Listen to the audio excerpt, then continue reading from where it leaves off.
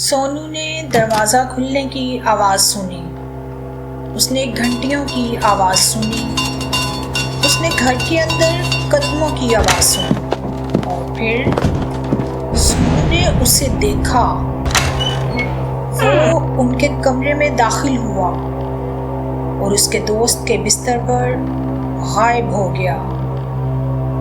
ایسا ایک بار نہیں ہوا، یہ مسلسل 3 راتوں تک ہوتا رہا اور ہر رات بد سے بدتر اور بہت ڈراؤنا ہوتا گیا۔ سیفوکلو میں خوش آمدید، جہاں ہم آپ کے لیے حقیقی، ناقابل یقین اور پراسرار راز لاتے ہیں۔ اگر آپ ان واقعات سے لطف اندوز ہوتے ہیں جو ختم ہونے کے بعد بھی آپ کے ذہن میں رہتے ہیں، تو اس چینل کو سبسکرائب ضرور کریں، کیونکہ آج رات کی کہانی ایسی کہانی ہے جسے بیان کرنا انتہائی مشکل اور خوفناک ہے۔ ایک ناقابل یقین سچی کہانی۔ جب سونو 16 سال کا تھا، وہ ہر موسم سرما میں اپنے 2 دوستوں ریان اور ایتھن کے ساتھ سنو بورڈنگ کی سیر پر جاتا تھا۔ ہر سال وہ پہاڑوں کی گہرائی میں واقع ریان کے خاندانی کیبن میں ٹھہرتے تھے۔ یہ بہت خاموش علاقہ تھا، الگ تھلگ اور ہر چیز سے دور۔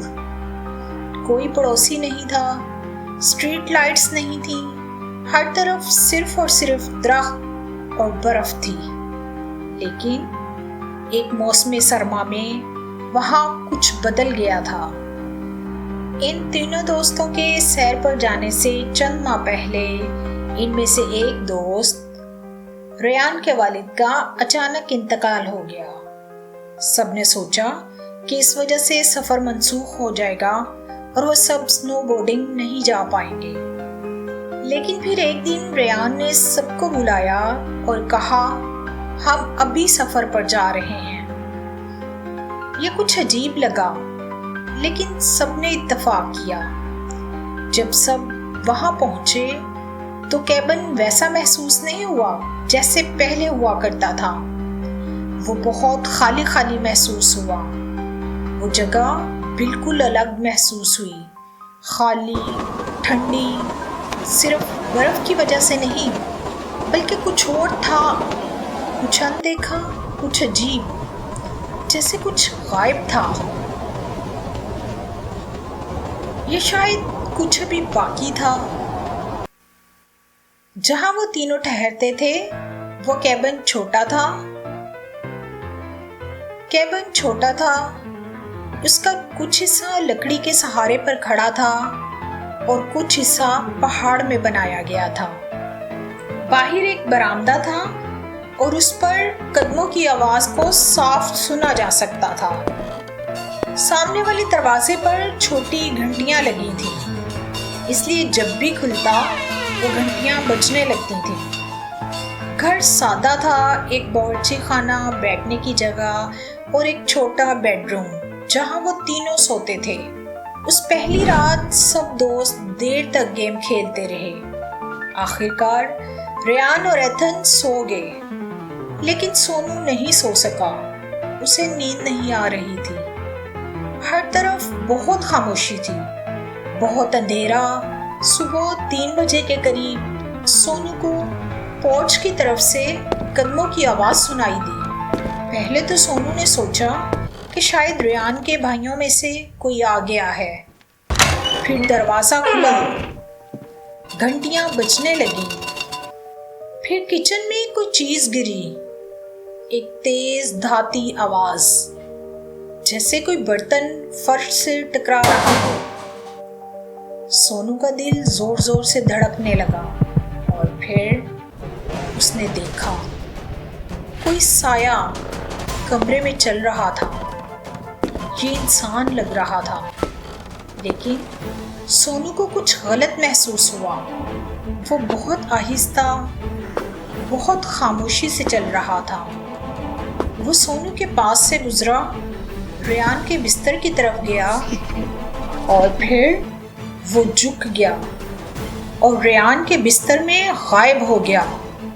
سونو گھنٹوں تک نہیں ہلا، وہ کوئی حرکت نہیں کر سکا، وہیں پڑا رہا، اندھیرے میں گھورتا رہا اور اس کے واپس آنے کا انتظار کرتا رہا،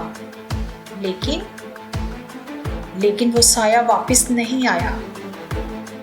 اگلی صبح سونو نے ریان کی موم کو جو کچھ دیکھا وہ سب بتا دیا۔ اس کی موم نے سکون سے اس کی طرف دیکھا اور کہا، میں نے بھی اسے دیکھا ہے۔ سونو نے پوچھا، وہ کون ہے؟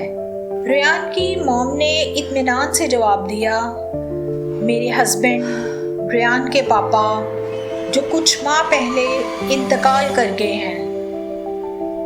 اس جواب نے سب کچھ بگاڑ دیا۔ سونو نے اپنے آپ کو سمجھانے کی کوشش کی کہ یہ صرف ایک خواب تھا، شاید نیند کا اٹیک، شاید میرا دماغ چالیں کھیل رہا ہے۔ لیکن اگلی رات وہ پھر جاگتا رہا اور دوبارہ دوسری رات پھر یہ ہوا۔ ایک ہی وقت صبح کے 3 بجے وہی قدموں کی آواز سنائی دی، وہی گھنٹیاں بجیں، جیسے گھر میں داخل ہونے والی کوئی چیز چل پھر رہی تھی۔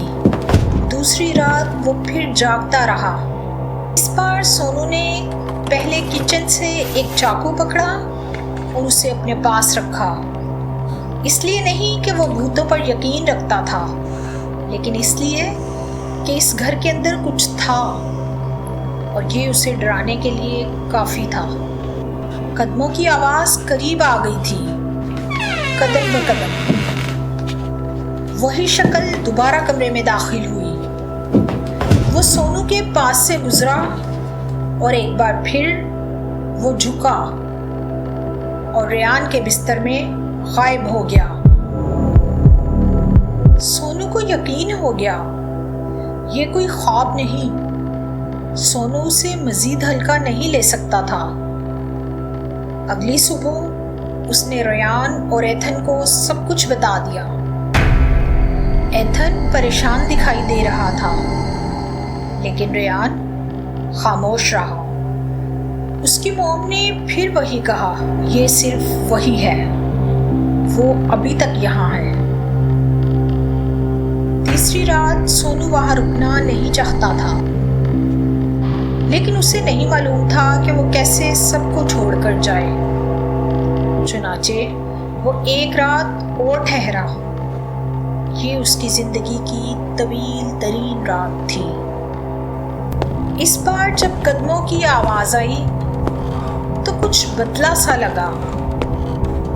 کوئی گھر میں داخل ہوا، دروازہ کھولا، گھنٹیاں بجنے لگیں، لیکن وہ ان کے کمرے میں نہیں آیا۔ اس کی بجائے وہ اوپر چلا گیا۔ ان سب نے ایک ایک کر کے لکڑی کے فرش پر قدموں کی آواز سنی۔ سب نے سیڑھیوں پر قدموں کی آواز سنی، سست، بھاری، اور پھر خاموشی۔ صبح ہو گئی۔ سونو تیزی سے کمرے سے باہر نکل گیا۔ اس نے ادھر ادھر دیکھا اور پھر ریان کی موم کو دیکھا۔ وہ اس نئی میز کے پاس کھڑی تھی جو ان سب نے ایک دن پہلے رکھی تھی۔